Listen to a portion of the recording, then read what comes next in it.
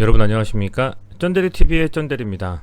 구독, 좋아요, 알람 설정까지 부탁드리겠습니다. 주말에 특별한 이슈는 다행히 안 나오고 있습니다. 워낙 많은 이슈들이 시장에서 영향을 좀 주고 있기 때문에 특히 금리 인상이라든지 테이퍼링 그리고 인플레이션 관련해서 지속적으로 지금 시장에서는 유동성 자금의 회수에 따른 투자 자산에 대한 어떤 붐이 좀 식는 그런 부분들을 많이 우려하고 있는 것 같고요. 다만 이제 그게 순차적으로 좀 진행이 되면서 여러 가지 대출이라든지 혹은 개인 투자자들이 많은 그 신용을 이용한 레버리지를 이용한 투자로 인해서 향후에 부동산 포함으로요. 향후에 아무래도 이자와 원금에 대한 상환에 대한 압박이 왔을 때 그것을 견뎌낼 수 있느냐에 대한 정부 차원에서의 대응이 점점점 심화될 것으로 좀 보입니다. 그래서 이 주식 투자도 현 시점에서는 굉장히 좀 들어갈 만한 종목들, 그러니까 고가권에 있는 종목들이 아니라 돌아 나오는 움직임 혹은 이슈는 있는데 현재 한번 시세를 주고 눌려 있다거나 아니면 아직 시세의 분출이 크게 일어나지 않은 섹터와 종목들 있다면 그 위주로 좀 매매하시는 게 낫지 않을까 좀 생각을 해봅니다. 자, 우선은 시젠을 좀 더 말씀을 드리려고 합니다. 자, 우선 이런 기사가 나왔어요. 뭐 아시겠지만 최근에 이제 밈 주식이라는 게 미국에서 굉장히 이슈가 되죠. 밈 주식이라는 게 뭐냐면 온라인상에서 입소문을 타가지고 이제 개인 투자자들의 이목을 끌게 되는 주식들을 얘기하는 신조어입니다. 여기서 밈이라는 것은 영국의 진화 생물학자 리처드 도킨스가 1976년에 펴는 이기적 유전자라는 책에서 등장한 말이라고 하네요. 유전적 방법이 아닌 모방을 통해서 습득되는 문화 요소라는 겁니다. 그래서 이 최근에 이제 밈 주식으로서 굉장히 공매도에 타깃됐던 종목들을 미국에서는 개인 투자자들이 시세를 주는 뭐 소위 말하는 묻지마 매수하면서요. 그런 방식으로 굉장히 급등한 사례들이 있습니다. 대표적으로 게임스탑 그리고 AMC 아울러서 베드베스 앤드 비욘드 뭐 이런 주식들이라고 하네요. 근데 뭐 지난번에 영상에서도 말씀을 드렸습니다만 AMC라든지 블랙베리 그리고 게임스탑은 뭐 아실 테고요.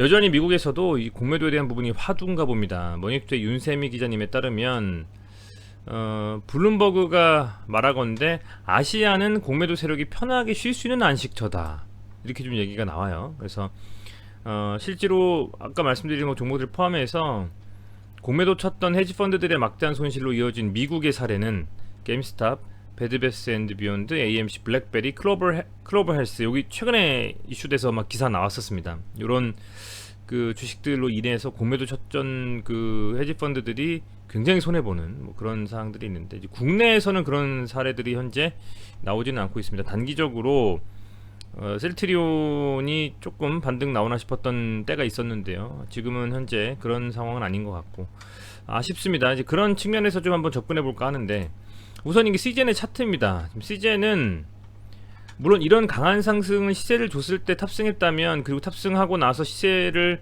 차익 실현을 했다면 굉장히 좋은 사례였을 것 같습니다. 수급과 이슈가 동시에 진행이 되면서 최근에도 이런 종목들이 많이 있었죠. 오늘 영상도 말씀드렸습니다만 두산중공업이 그런 종목들의 하나로 생각이 되고 또 흠슬라라고 하죠. HMM도 역시 마찬가지 굉장히 강한 상승을 하고 있는 이게 사실은 시젠이 강하게 상승했을 때의 그림과 굉장히 비슷하다는 느낌도 들어요. 그야말로 이슈와 함께 시장에서 수급이 쏠리면서 강하게 좀 상승했던 이렇게 보면 뭐 두산중공업이건 시젠이건 뭐 HMM이건 뭐 등락폭이라든지 차트 모양만 다르지 이런 흐름 지속적으로 21선을 안 깨고 쭉 가는 이런 느낌이죠. 어찌됐건 그런 흐름을 줬었던 종목인데 현재 많이 좀 조정을 받고 힘든 상황을 좀 벌어져 가고 있습니다. 사실 지금 뉴스에 따르면 1000만 명 정도가 접종을 했다고 합니다. 예방 접종 그 코로나 백신 맞은 거죠. 그렇게 되면 이제 이런 생각이 듭니다. 더 떨어졌어야 됐으면 더 떨어졌지, 그죠? 이 정도 1000만 명까지 된다라 그러면 그거를 이미 시장에서는 선반영을 많이 이미 해서 밀릴 만큼 밀린 상황이다라고 판단하고 있습니다. 저는 개인적으로 중요한 금액이 6만원이라고 저는 아직도 판단을 하고 있고요. 이 6만원이라는 금액을 코스닥의 대표적인 코로나 관련주인 이 시젠이 어떻게 추후에 주가의 흐름을 좀 이어가느냐가 굉장히 좀 중요한 관건이 좀 될 것 같고요. 지금 많은 개인 투자자분들이 시젠에 관심을 갖고 또 시젠에 물려 있으시고 시젠을 매매하시고 하시는 것 같습니다. 근데 현재 상황에서는 개인적인 생각을 말씀드리자면 계속 말씀드리지만 6만원 지지 여부를 판단하고 여기서 6만원에서 더 이상 거래량 실린 어떤 음봉을 통해서 빠지거나 악재가 나오지 않는 이상은 지금은 팔 순간은 아니다라고 보고 있습니다. 오히려 지금부터는 단기적인 반등을 노리고 저가 매수를 하는 흐름, 혹은 그동안에 높은 금액에서 사신 분들이라면 서서히 물량을 늘려가면서 소위 말하는 뭐 물타기라고 할 표현은 물타기일 수 있겠죠. 그렇게 단가를 좀 낮춰가는 움직임을 가져가도 괜찮은 자리가 아니겠나 생각이 됩니다. 어쨌든 다음 주 시작이 되면서 이 시즌이라는 종목 자체가 지금 수급도 보시면 기관들은 지금 계속 매매하는 흐름이 있어요. 쭉 순매수를 지금 해오고 있습니다. 보시면. 그리고 뭐 외국인도 사고 팔고 하는 흐름이긴 합니다만, 그렇다고 해서 매도를 일관하는 것도 아니에요. 어찌됐건 기관들의 매수가 계속 들어오고 있고, 현재 차트상으로 봤을 때 시즌은 굉장히 저점이 왔다. 저는 좀 그렇게 보고 있습니다. 다만 이제 신규에 들어와서 지난번처럼 엄청난 상승을 통한 뭐 전고점 돌파 이런 개념은 아니겠죠. 모든 종목들이 한번 세게 눌리면 그 눌린 이후에 반등이 나오기 마련이죠. 이제 그런 추가적인 상승에 대한 반발 매수, 엄청나게 하락된 것에 대한 반발 매수라든지 저가 매수, 이런 부분들은 들어올 수가 충분히 있기 때문에 6만원 지지 여부를 확인하면서 그래도 긍정적으로 볼 시점이다 라고 말씀을 드리는 겁니다. 그래서 개인적으로는 뭐 소액을 가지고 매매하시는 분들이라면 사실 뭐 단기적인 반짝 반등 나와서 그런 흐름을 가지고 매매하시기 쉽지 않으시겠습니다만, 좀 묵직한 자금들을 들고 계신 분들 1억 이상의, 그렇다면 사실은 단기적으로 1억이면 10%만 상승해도 1000만원이거든요. 예를 들면 그런 측면에서 봤을 때 단기적으로는 지금 충분히 지금 지난번 저점을 잡아주는 정도 수준의 많은 하락을 했기 때문에, 그렇다라고 하면 반등도 나올 개연성이 좀 크고, 그런 측면에서 단기적인 반등에 대한 흐름을 기대를 좀 가지고 볼 필요가 있는 종목이다라고 말씀을 드리겠습니다. 다만 이제 백신에 대한 접종률이라든지 이런 부분들이 지속적으로 높아지고 코로나에 대한 이슈가 사라졌음에도 불구하고 이 진단 키트라는 이 CGN의 주력 사업이 과연 어떤 식으로 활로를 찾을 것인가. 지난번에도 말씀드렸습니다만 1분기까지는 여전히 이 CGN의 매출이나 영업이익은 대단히 높습니다. 지난번 공시에도 말씀드렸던 것처럼요, 이게 갑작스럽게 줄어들 수 있는 가능성은 없다라고 봅니다. 물론 시간을 두고 차차차차 이 매출이라든지 영업이익이 줄어들 수 있는 분명히 가능성은 있습니다만, 그래도 바로 뭐 2, 3분기 혹은 뭐 올해 안에 급격하게 줄어들 거라는 생각은 들진 않아요. 그렇다 보니 여유롭게 좀 판단할 수 있는 시간이 있다라고 보고 있고, 보시면 이 1분기 3개월 보면 매출이 3배 정도, 그죠?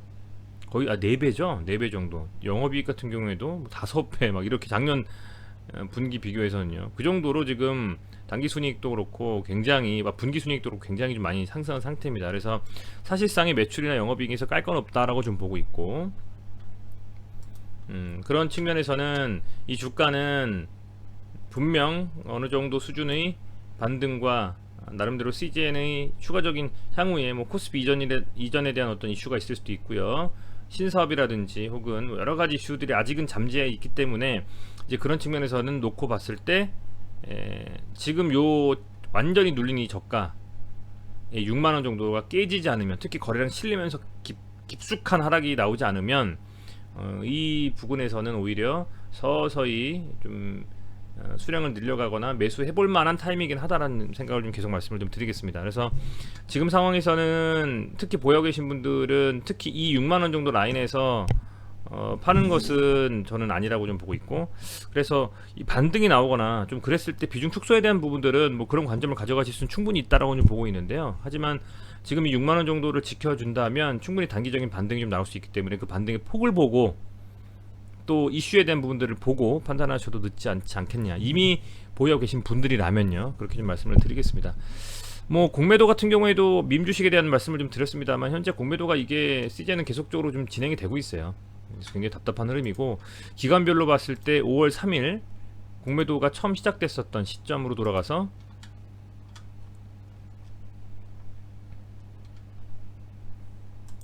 본다고 하면요,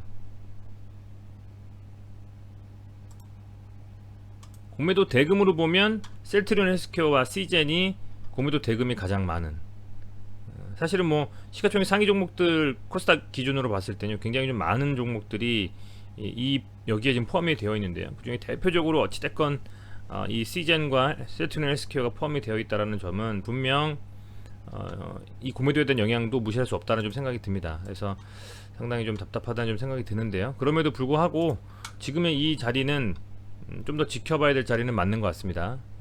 그냥 손절해버리고 기억 속에서 지우시겠다라고 하는 부분이면 모르겠습니다만, 그게 아니고 어느 정도 손실을 좀 만회하고 추가적으로 시즌에 대한 상승에 대한 가능성을 가지고 투자하시는 분들이라면 지금 이 지점은 저점일 수 있는 가능성이 좀 있다, 이렇게 좀 판단이 됩니다. 다만 다음 주에 시장이 좀 되면서 다음 주에 어떤 식으로 좀 흘러가는지, 또 코스닥 상위주의 공매도가 몰리면서 빠지는지, 그런 부분들도 판단하시면서 좀 지켜보셔야 될 시점인 것 같고요. 지수를 좀 볼 수 있는, 보면서 살펴볼 수 있는 안목도 있으셔야 된다라고 좀 생각이 돼요. 우선은 이 코스피는 현재 전고점에 대한 돌파 시도를 할 것 같습니다. 다음 주에 3266포인트를 넘어서 강하게 좀 상승을 할 것 같다는 생각이 들어요. 다만 코스닥은 아직은 이 1000포인트에 대한 돌파 시도가 1차적인 뭐랄까요, 저항일 수 있고, 여기를 돌파해서 뚫어줘야 실제로 이제 1032포인트 지난번 고점에 대한 돌파 시도를 할 것 같습니다. 다만 코스닥 코스피 양시장 모두 수급이, 특히 외국인 수급이 지속적으로 좀 들어오기만 한다면 전고점에 대한 돌파 시도는 시간의 문제이지 않을까, 뭐 이렇게 좀 생각하고 있습니다. 물론 뭐 여러가지 정치적인 부분이라든지 혹은 금리에 대한 부분들, 인플레이션, 또 테이퍼링, 이런 이슈들이 전 세계 시장을 흔들지 않는다는 가정하에 지수는 반등할 가능성이 크다라고 보고 있습니다. 어쨌든 그런 식으로 좀 판단하면서 말씀을 좀 드리겠고요. 뭐 현재 상황에서는 앞서 말씀드린 것처럼 이 시젠의 이 하방에 대한 경직성이 좀 유지가 되는지 보면서 오히려 그냥 손절해버릴 시점은 전 이미 늦었다, 지금은 오히려 좀 들고 가면서 반등이 나오는 것을 좀 보면서 가져갈 시점이다라는 생각이 듭니다. 네, 여기까지 좀 말씀을 드리겠고요. 시즌 보유하고 계신 분들은 좀 힘드시겠습니다만, 그래도 이제 다 왔다는 생각이 듭니다. 분명 끝날 때까지 끝난 게 아니라는 생각이 들고, 이 정도 라인이라면 충분히 반등에 대한 흐름이 나올 수 있는 자리이기 때문에 한번 지켜보시면서 힘내셨으면 좋겠습니다. 네, 다시 한번 시청해주셔서 감사드리고요. 구독, 좋아요, 알람 설정까지 좀 해주시면 감사하겠습니다. 고맙습니다.